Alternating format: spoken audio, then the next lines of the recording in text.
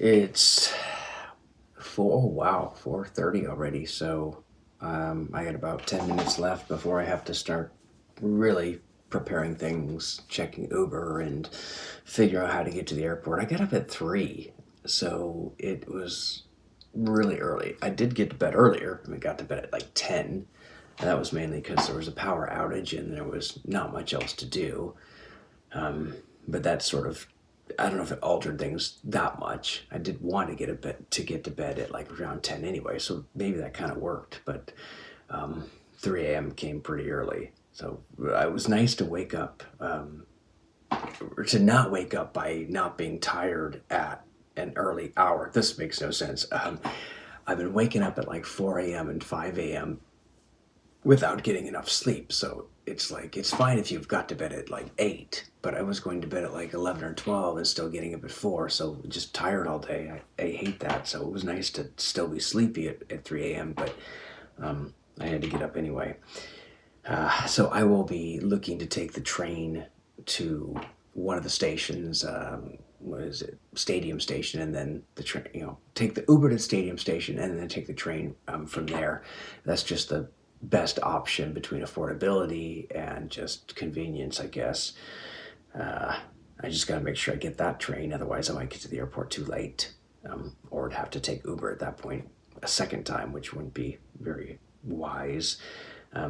Yeah, the only risk of the trains is sometimes they can be delayed or just stuck, which is probably the worst case scenario, is when a train is stuck, because then you can't even get off the train to go get another form of transportation. You have to wait.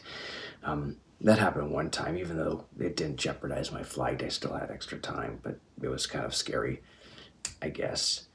Yeah, so it's it's still fun traveling, but I guess when you do it this many times, like, hundreds of flights in several years, the novelty wears off. So you're just more like, I don't know, what is it? The adventure, destination, the journey, whatever it is, it's not quite as fun. I'd rather just be at the destination, rather just time warp or transport over there, but can't do that. I have learned a lot, of course. And I think this one's a day trip, which means I travel all day, get there in the evening, and then, hang out and then go to bed, as opposed to an overnight or red eye, where I, start really at 11 and then take the few flights and then get there around 12. So you really don't get any decent sleep at all, because it's impossible to get decent sleep on the plane. No bags this time, which is kind of nice. I mean, often, if I can, I'll check the bag, if there's no risk, if there's very low risk. If you're not transferring planes if you don't have a layover, then the risk is really low. Or if you your second flight is on the same airline, your risk is pretty low. If you change airlines, it goes up some, so that's not ideal. Maybe it goes up a lot.